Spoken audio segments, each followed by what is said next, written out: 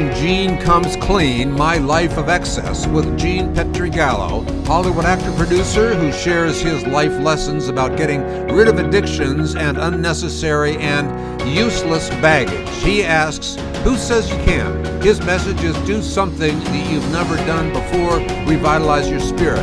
This is Andy in the studio. You're watching BloomerBoomer.com, a platform that will launch you toward the happiest life you desire after 55. Join us at BloomerBoomer.com and be part of this amazing community of 55 plus. And now here's Gene. Thanks, Andy. Hello, Bloomer Boomers. Bloomer Boomers, how are you doing? It is Friday, 3 o'clock Pacific time. My name is Gene Pietragallo. This is called Gene Comes Clean, My Life of Excess with Gene Pietragallo. I'm Gene Pietragallo. I am your host, and I'm here to help you shed the damage of that excess, shed the addictions, and be ready for change. And you know what? All you got to do to change is be a little bit willing. And it's never too late to change. And that's why we're here. We live longer. We got a lot going on. The world is exciting. And there's no reason we need to sit back and take a back seat once we're over the double nickel mark. I am a 61-year-old boomer. And in my particular addictions and extra baggage, my addiction was alcohol. And it is many people's pleasure and many people's hobby. And a lot of times that pleasure, that hobby that comes from that drinking and camaraderie, for some of us, a great deal of us, maybe more than are willing to admit, it becomes an addiction. It becomes a lot more than just cutting loose and having some fun. Excess baggage, so I got that addiction. There's another addiction that probably I should admit it's an addiction, but I would say it's some excess baggage I lost, which is about you're close to 100 pounds. So you're looking at a guy that's 100% alcoholic, drunk, and used to be bigger than a house. You could stand around me and get some shade, and I could be your blocker, and you could follow me through a crowd because I was pushing about 270 pounds. So I'm a little taller than Michael J. Fox, but when you're not very tall, and you weigh 270, it's a whole new world, man. So that's why I'm here. I'm here because right now, more than ever, we have we're back. We're back. So we're back to where we were now. We have a curfew in California now at 10 p.m. We have, and that's for all ages, you know, not just maybe those of us that go to bed earlier, but what a change there. We have a dilemma in the White House. The dilemma is still in the White House. And that's all I'll say about my political feelings. But boy, it's confusing to a lot of people. And it also is creating a lot of anxiety, I think, in our country. Overall, I think we're worried about our safety from a pandemic, our safety from maybe any of our foes, and maybe just safety from the outrageous behavior of our government that we've never seen anything like this before. So there's a lot going on. What can we do? We got to slow it down, man. You got to slow it down. And when we slow it down, we can realize that there's just nothing we can do to change anything that's outside of our control. We've got to let it go. You know, that it doesn't matter how long you are convinced you don't need to leave the house or do anything for yourself, because if you stop watching CNN, you're going to miss something earth shattering, or you watching it's going to change the outcome. It's not going to. And if you're giving up on the news or watch it a little bit as I do, you know, it sure doesn't change that often. It's repetitive and frustrating. So we think we're coming back, and that's what everybody told us. We're coming back. We're coming back, and we're gonna set this country right. We're gonna stand up and be that country of freedom we used to have. Well, the pandemic has swelled and come back maybe fiercer than it was before. Uh, it's leaving a big question mark over the holidays. We actually have our government, the United States government, saying don't travel for Thanksgiving. Stay away from folks. It's for all of our own safety. And I believe it's for all of our own safety, whether they're positive it is or not. I know that the masks definitely serve a purpose. I know that probably most important than wearing those masks is keeping our hands clean, keeping our hands off our faces, and social distancing. I know that more and more I know people my age, even a lot younger, that don't want to leave the house, don't want to go to public places, even with social distancing, because we're scared to death of this pandemic. I don't want to be another host that beats us into the ground, but I'll tell you, this time around, if you will, I know a lot more people that have been touched and have experienced loss on a real personal level, or just a couple removed from them, from this COVID-19, deaths. Like a lot more friends than normal. I'm starting to think that's the way it is, that this is normal, and it's not normal. But are telling me, I have a friend in the hospital and they have a 20% chance of living, or 4 guys I worked with, 3 of them have COVID, one's in the hospital, 2 of them are at home and they're not feeling great. So it's out there and we have to be careful. What do we like to do at the holidays? I know what I like to do. My name's Gene Pietragallo. I'm Italian. I like to hug. I like to be around my family. I like to hold on to them and squeeze them. And just because they're family doesn't mean they're safe. And we can be close and we can kiss each other and hug each other and all that. So we got to do what we can to protect ourselves and protect our families. If you're lucky enough to have family that's close by and it's your unit you've been used to and you're safe, then enjoy the holiday the way they tell you to. I know that for me, the opportunity to change my life came from an amazing desire to change, an amazing desire to not become my addiction. You got to choose your words wisely, because I don't want to become my addiction. In other words, I don't want to. It'd be very easy to lay back and just be a part of an addiction. The addiction, no matter what it is, are so strong that it takes you over. It takes great will, determination to want to battle that beast. People battle that beast in all kinds of ways: leukemia, cancer, diabetes. Addiction's a real disease. And gosh, hindsight's everything. And at this point, I would tell you, I wouldn't have changed my life. I wouldn't change my life. I think that I'm a better person for taking on this monster, a monster that I'll never beat. I'll never beat my addiction. I'll never beat yours, no matter what it is. We need to keep it at bay. We need to respect it and know that it's deadly. And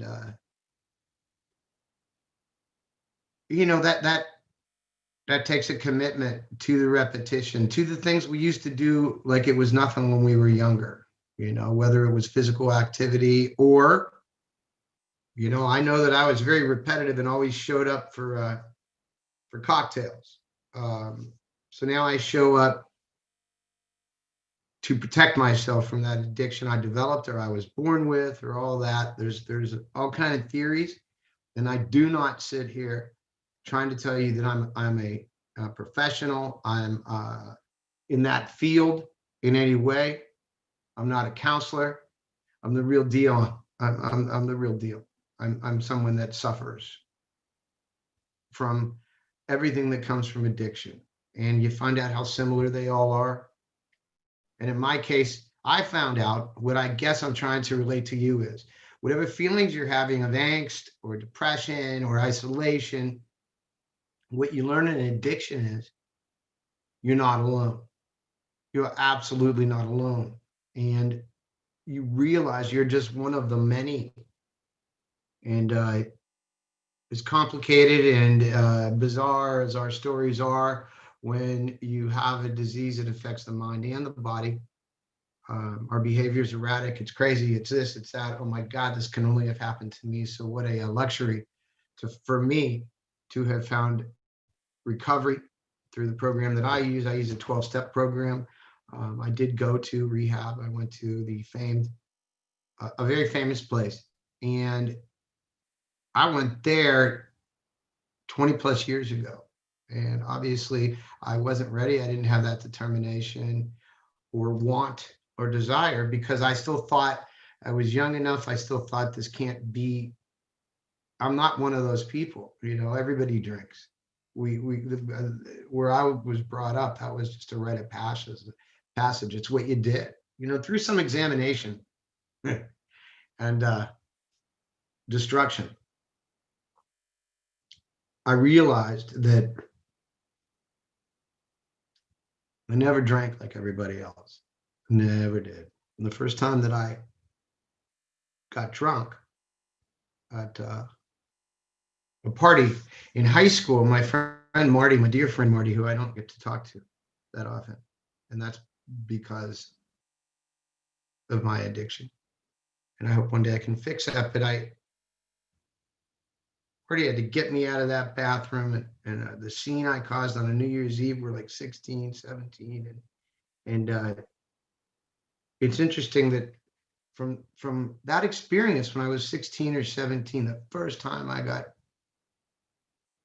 drunk, probably blacked out. It was the same reaction 30 years later, 35 years later, that I realized that everybody's not like that, and that it was still just an unfathomable experience for people to see someone in a full-blown addiction that didn't understand it or have it themselves or had a family member that had it. So we stick out. We stick out like a sore thumb. And addicts are charming, and the addicts are charismatic, and that was redundant, but they're usually bright. Not including myself, I said usually, maybe not all of us. So I'm not trying to tell you I'm the brightest bulb here either, but and we're chameleons, in that we learn how to hide our sickness. It becomes an addiction at a certain point, and I can't speak for other addictions, but I just know what I've seen, that the addiction takes over. It's no longer I'm having a drink because I want to relax. I'm having a drink because I have to. I have to. My mind or my body is going to go into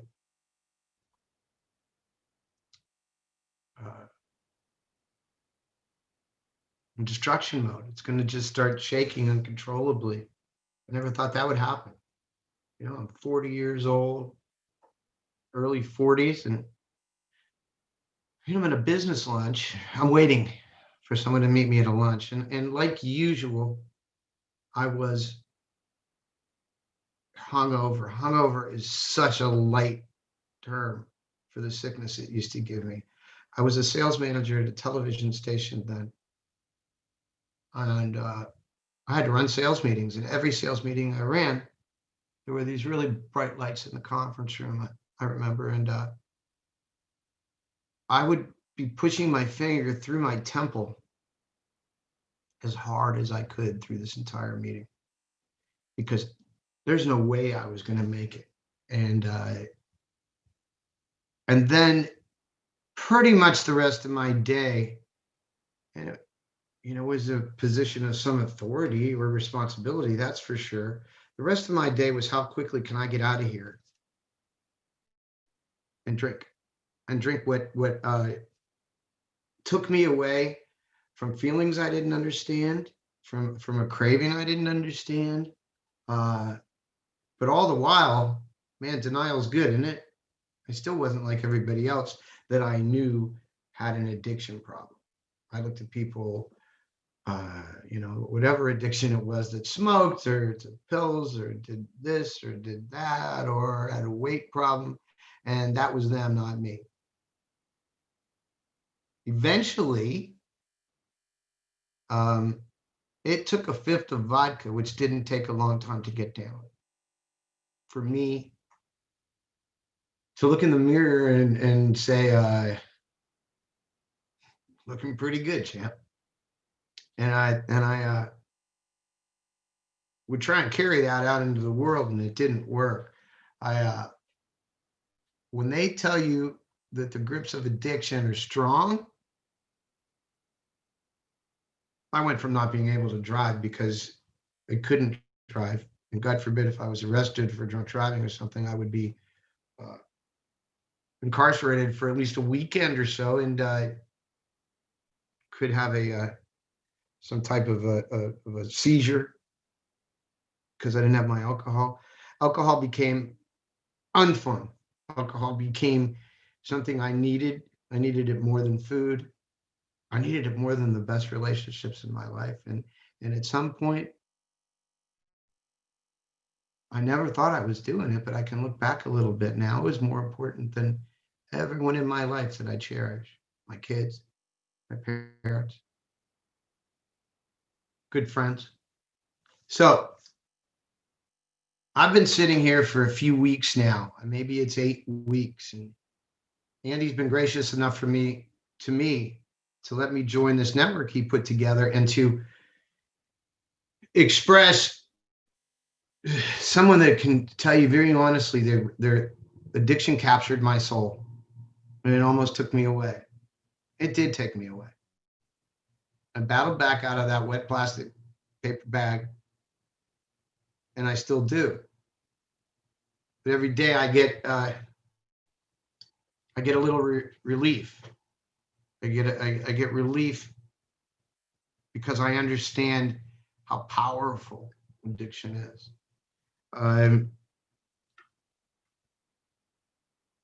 So I know there's a lot of other people that suffer. I know there are.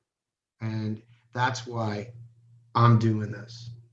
I'm doing this because, first of all, the rates of success are staggeringly low. I don't pay attention to those because I believe that we can all do something if we put our mind to it, and if we know how serious it is, and if we know we want it that badly. That transfers into, like I said, being willing. Admission,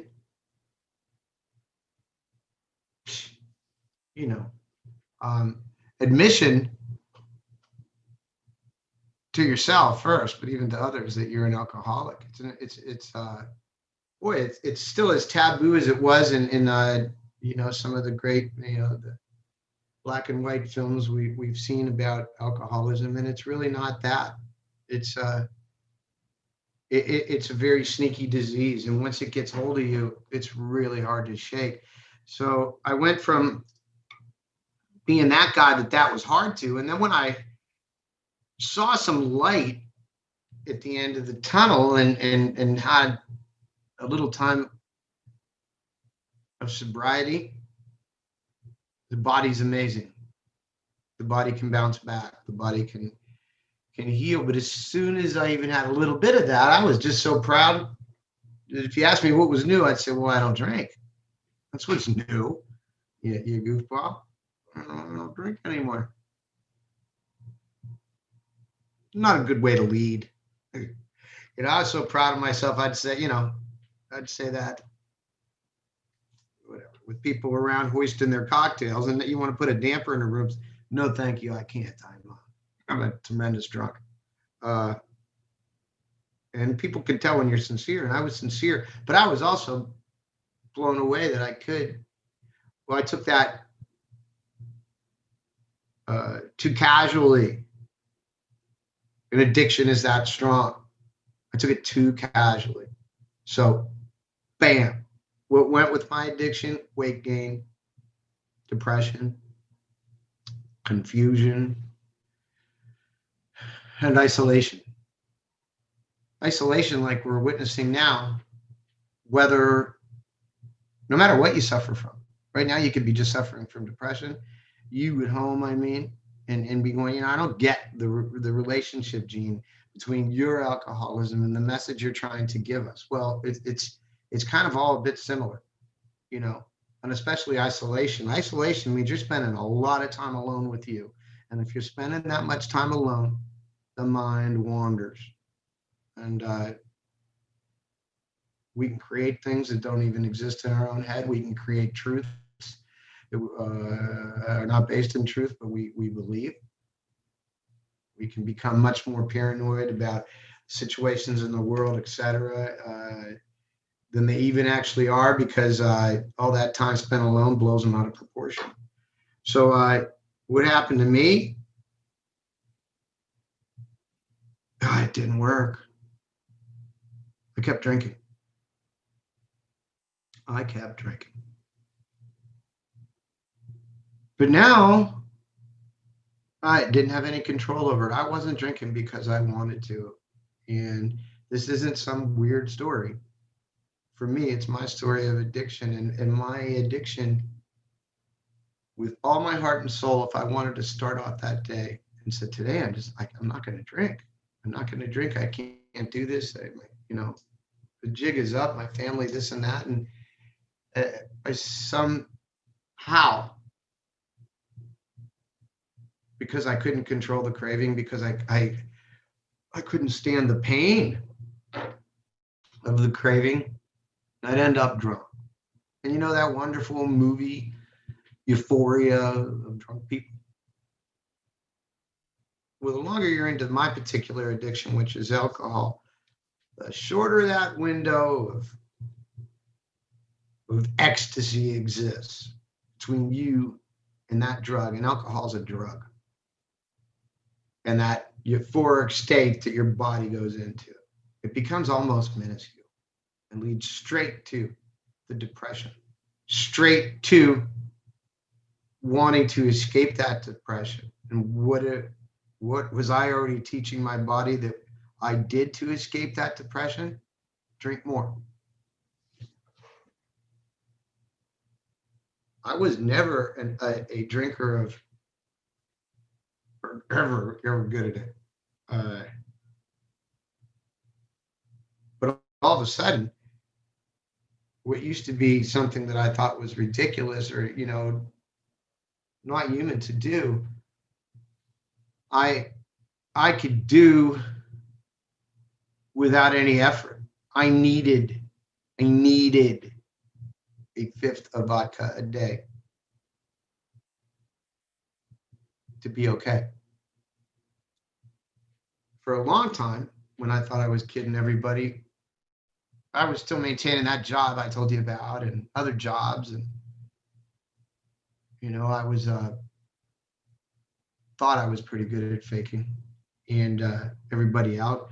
And my evening was the same every day, the same repetition that you need to put into exercise, into getting sober, into getting off your couch, into putting your mind into action instead of wallowing and being taken in by all this going on in the world. I would have to leave work, whatever I drank first, but what I had to go home with was a fifth of vodka. And because it was important to watch my weight, 2 tall Miller Lights. I don't know. Well, I was depressed. Why wouldn't my wife let me see my kids? I love them more than anything in the world. So I would go home from the, fake successful world job that I created, and I would sit in a doorway and I would drink that bottle of vodka and had those 2 Miller Lights right there. But also then I smoked 2 packs. I would smoke 2 packs of cigarettes then, 2 packs of Marlboro Reds. Now, my family, anyone would know that I was so disgusted when I was younger about my dad smoking and drinking.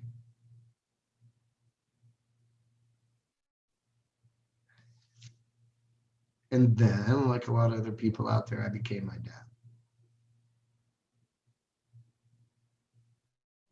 No, I didn't become my dad.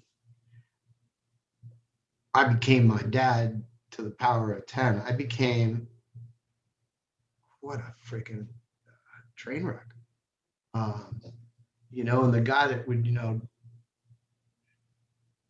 couldn't even imagine, was so disgusted that my dad could never quit smoking, even when he had some heart trouble, that, boy, I'd come back and visit my parents in Pittsburgh, and I'm chain smoking. And, at night I'm bouncing cars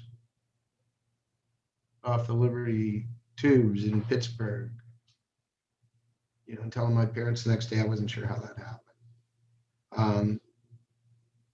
Did they know? Did they want to help? Yeah. Did they understand how to help? No. Not at all. Like I said, whether it gets worse or not, and I'm not here to pass judgment on my father, because he was one of the brightest lights in my life, and he was an amazing personality, but I saw now, where I see looking back as he got older, what the effects of what to us was poison, and that's alcohol. That thing that we all toast and cheer, and in the movies, whether you hit a home run or you lost, 12-0, there's only one way to do it. You're going to celebrate that win or loss with alcohol. And I became just a buffoon. And so now I got to live with that. And I got to forgive myself. Can I ever forget all the things I've done? Can other people forget that? Can other people forgive me? Not so easy, right? I'm telling you this because the time you've given me over the last few weeks to Andy has, and I'm always going to be grateful and thankful for that, to talk about my addiction, to try and say things that are relatable to you folks at home. We're going to change it up a little bit. You've been stuck just listening to me and giving me a tremendous outlet. I really sincerely am sincere. I'm really sincere about this. And if there weren't compassionate, understanding, educated people that helped me deal with my addiction, then I would not be here. And if I can impart any of that on anybody else, or even a nod that I get it, anything that could help, that's kind of my duty. Pay it forward, pay it back. Because I'm not sitting here in front of you because I did this on my own. So in the next few weeks, where I'm telling you all this stuff and how serious this world of addiction is to me now, not in the next few weeks, starting next week, I'm going to be able to start bringing you some guests, and some guests that are at the top of their field in addiction, medical doctors, mental doctors, and important people in my life that firsthand will tell you that I am not bullshitting you. That I became a guy I never thought I was capable of being. And you know what? Some of the people that are the closest to me always said, you became something that wasn't even you. You weren't that guy. That's not the guy we thought you were. They talk about blackout drunks, and it's true. But I got to tell you, in my experience now, the blackout drunk story is all great, but the longer you're sober, things come back to you, and it's embarrassing, and it's shameful, and it's all that. So I tell you that because as coming up, I'm going to, aside from the authorities on this, the people that are professionals in the business of addiction, I'm going to bring on some people, as I said, important in my life that I know my addiction affected. I know it did. And there's a sense of loss that you'll have from addiction or trying to move on with it, because you have to become an adult. They have this thing they say, in being sober, is that you're starting over, man. You're really, wherever you started drinking is when you quit. You're kind of that age. So I quit drinking, and I had to grow up.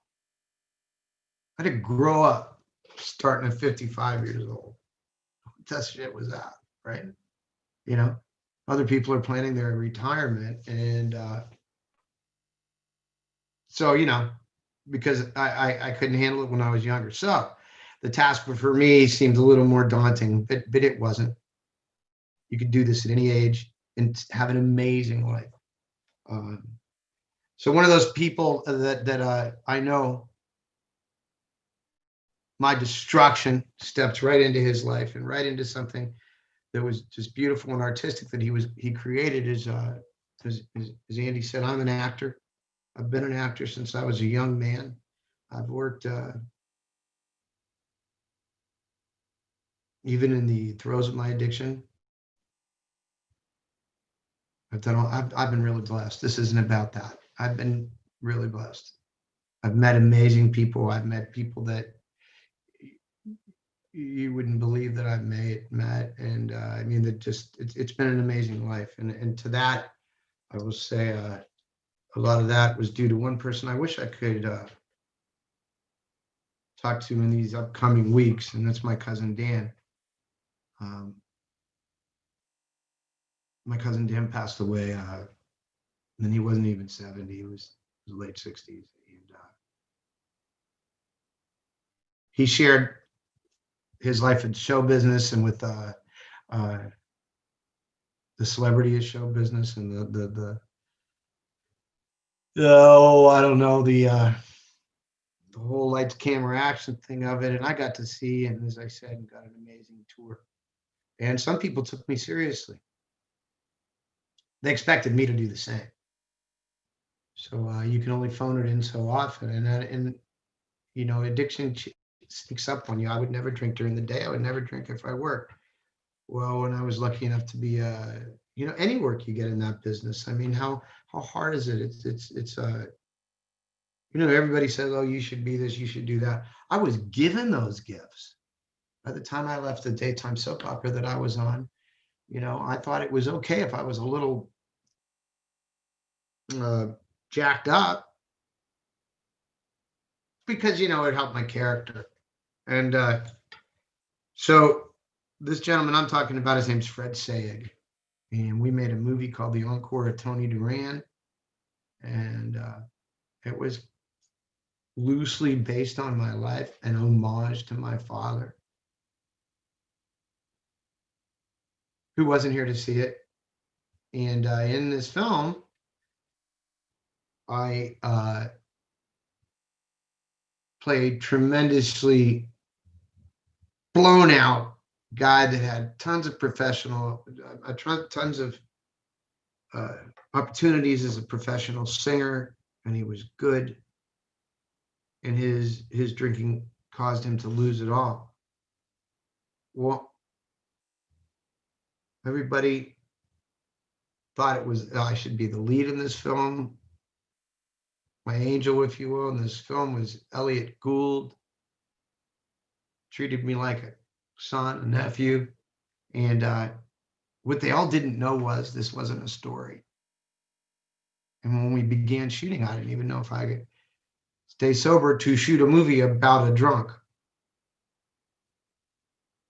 So when I said I was huge weight-wise, without giving anything away about this film, maybe you'd watch it someday, but we had to stop production so that I could lose 50 plus pounds. You're not going to believe this. I procrastinated. I put it off. And then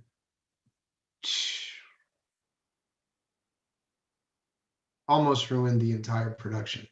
Something that people put their money into, knowing that I would be the center of this. So I'm at the center of this, playing an alcoholic in a film that should celebrate everything about overcoming that stuff. I went back to drinking. And I went to film festivals around the country and all of that. And, people would see our film and then with tears, they'd want to meet me afterwards. And all I was thinking is, if I don't get out of here, I'm going to blow. I need a little alcohol. And then I started hiding it again. And what does it do? Because I'll tell you what it does. Alcohol is, and most addictions are progressive, and it just got worse. So next week, I'm proud to say that my guest is Fred Sayek, an amazing director, marketer. He has an amazing client list. He's a wonderful man, and you know what? He doesn't suffer from addiction. And other people that maybe could much more relate to my addiction didn't really want to hear about me telling them what I work towards every day to overcome. And here's Fred, who doesn't do that. He doesn't even drink. I don't know to what extent, but he talks to me. And I feel like I got my friend back, and I feel like I got a brother back. And, there's other folks that it'll just never be the same with. But that's not going to send me back there. I don't want to go back to hell. So next week, Fred Sayek will be here. He's, as I said, he's got great stories himself. We have great stories. It was probably one of the high points of my life before my alcoholism went into high gear. Okay.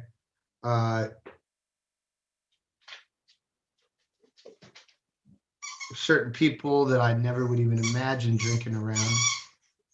Fred was one of those. But the effects of my drinking affected him. It affected him financially. It affected him personally. It affected him emotionally.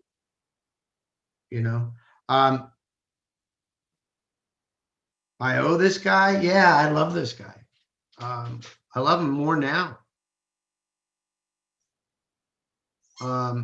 So I'm excited. He'll be here next week. We'll tell you some stories about that. And Fred, so you don't have to be listening to me anymore. We'll let you know firsthand the destruction of addiction and what it'll do. Near the end of my drinking, I ended up in the hospital a couple of times, I think. I have a tough time with the timeline, but I know that I didn't get to the hospital by myself. I was taken there by ambulance. And I also know that after being released from the hospital, I immediately drank with a hospital bracelet on.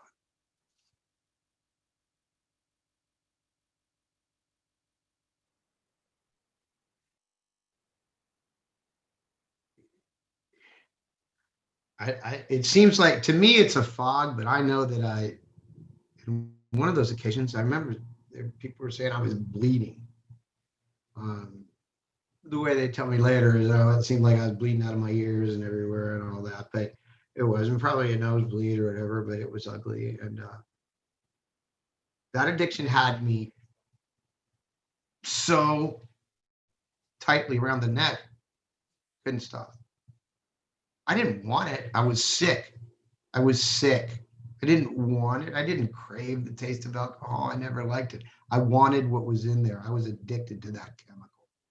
I was freaking addicted to that chemical. So we're going to now be able to venture out and talk about things with other people that have experienced that destruction, people that have been kind, compassionate enough to let me back into their lives, which doesn't happen overnight.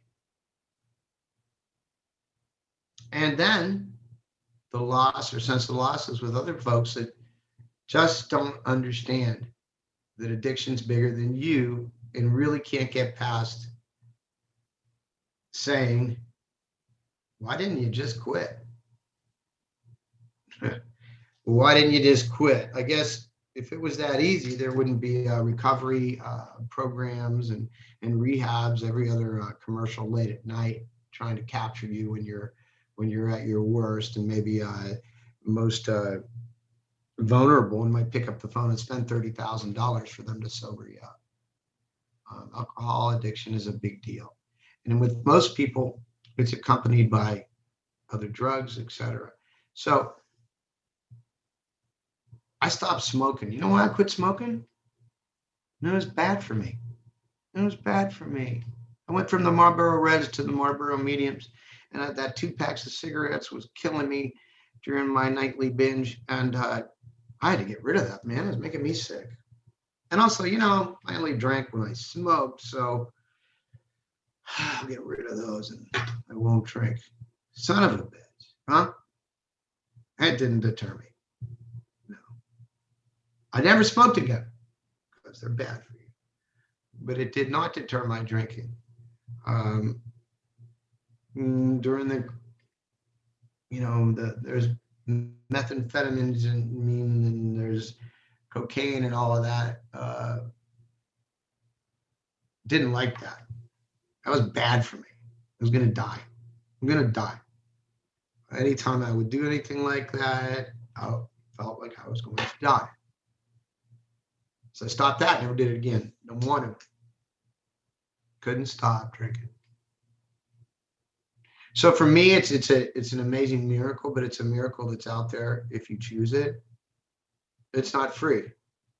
I don't mean that you have to go spend $30,000 to go to a rehab. It's not free because you have to put your heart and soul into it. You have to want it. You have to give it the same determination and time that you gave that disease, because I certainly gave that disease space to run around inside my head for so many years, and it still does. But I don't feed it anymore. Anyway, we're going to meet a lot of nice people. We're going to, as I said, some compassionate people.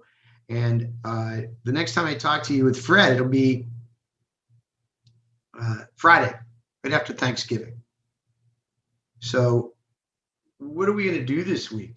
What are we going to do? This is America. This is our feast. It's our holiday. We got to make it the best we can. We got to do everything we can. We can't fall into the pit that's right in front of us. I mean, this isn't just a short-term thing. We've been going through this now for 7 months? I don't know how long. Getting close to a year. So please go easy on yourself over this holiday week coming up, where we're all definitely going to be off work on Thursday and Friday, and maybe, part of Wednesday and all. Boy, there's a wonderful opportunity for us all to get shit-faced, for us all to just throw ourselves into a deeper depression and wake up the Monday after Thanksgiving behind the 8 ball. So I guess what I'm saying is that if that is part of my message, is that there's a way out. There is a way out. And you got to know it. When this is not how I walk around. Okay. I do not walk around leading with my addiction, leading with the sorrow and the destruction and everything else. That'd be pretty maudlin, and it would be, not a lot of people would want to hang out with that guy. So I don't.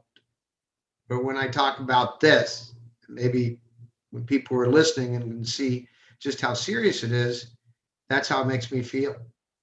It blows me away what it did to me. And am I thankful?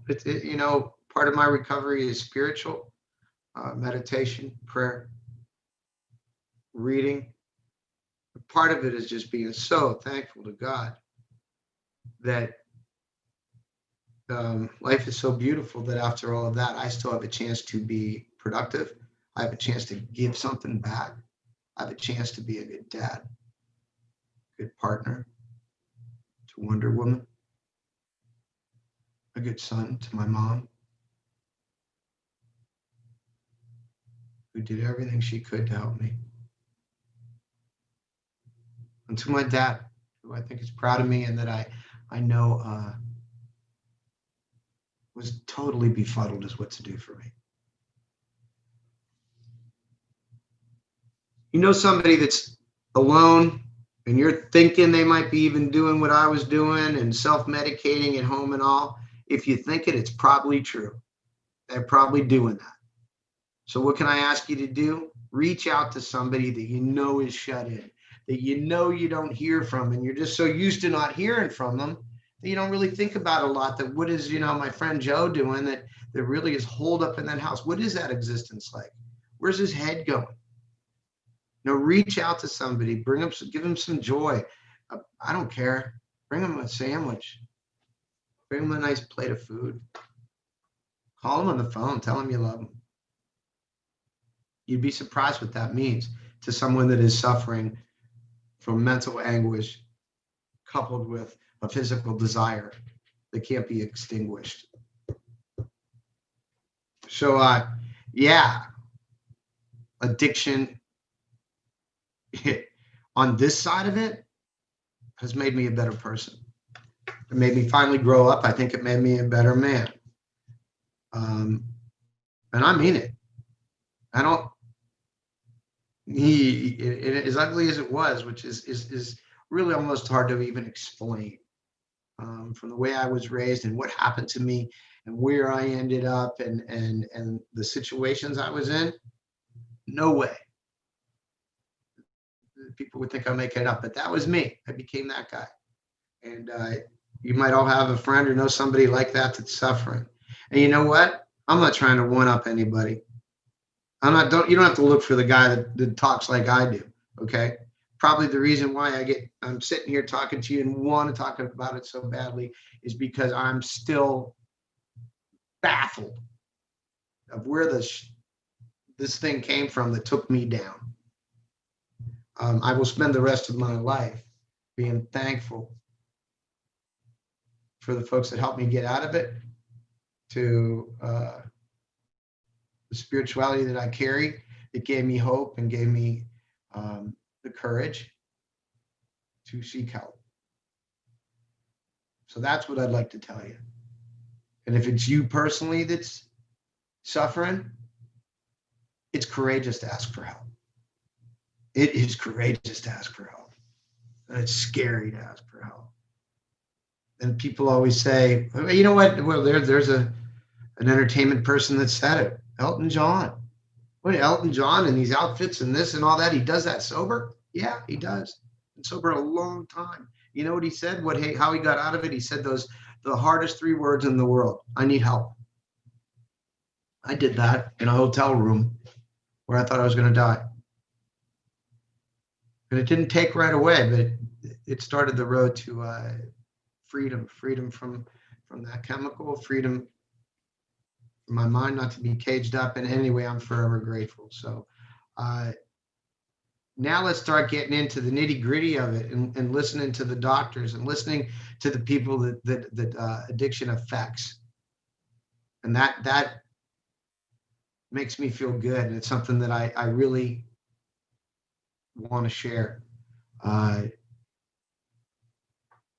I could sit here and telling you, as I said, that I still some days go, what happened?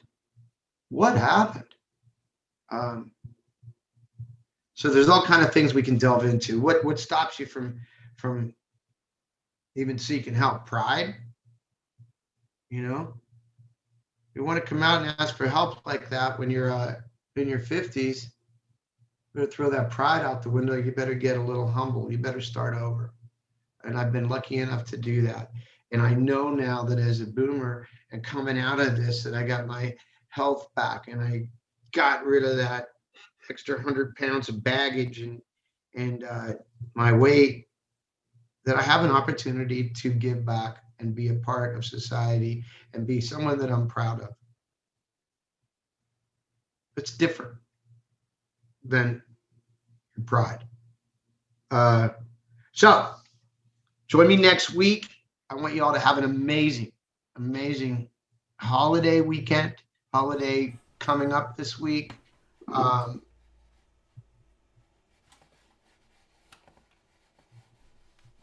And I want to tell you that a poem that we say every week here that means a lot to me, and it's by Dylan Thomas. Do not go gentle into that good night. Old age should rage and burn against the dying of the light. Rage, rage at the dying of the light. So live life to the fullest, with passion, with gusto, until the lights go out. That's what it means to me. Yeah, I look forward to not just talking to myself next week. I know Andy's out there. I don't know if we have time, if anybody has any questions, but I really wish you a sincere, wonderful holiday coming up. And don't be afraid to ask for help. And if you don't find yourself or in the position that I am and have been in, I'm sure you might know somebody that could use some love. So it's as simple as a phone call. So thanks. Andy, are you there? Thanks, Gene. Yeah, that really very, very important stuff. And thanks for sharing it. Maybe we can catch the questions next week. No, please. Yeah. But I wouldn't want to end the show without hearing. Oh, geez. Well, yeah. So, there is an upside to this. Thanks, Andy. But, and this is no way to bring you down. I spend most of my day smiling. I spend most of my day laughing. I've had so many amazing gifts that have come to me in my sobriety and dealing with my life of excess. And here's one of them. And this guy is Boomer. And Boomer is one of the reasons I smile. His name actually is Boomer. You see, he already makes me smile. He is so cute. How old is he anyway? We're not quite sure. Oh, okay. We saved Boomer from the glue factory. Okay. Oh, God, he's so cute. But he's very cute. We think he might be younger than we think. He is part bulldog, part terrier, and he's just a love. And he comes and sits here and listens to me every week just so he can absolutely get his cameo. So, hey, yeah, everybody, I wish you all a very happy Thanksgiving, a wonderful weekend. Help somebody, tell someone you love them, and I'll see you next Friday with my guest Fred Sayeg. Great, thank you so much, Gene. Gene Pietragallo, Gene Comes Clean, My Life of Excess. Join him every week at bloomerboomer.com and be part of the amazing community of folks over 55. Hey, we'll see you next week.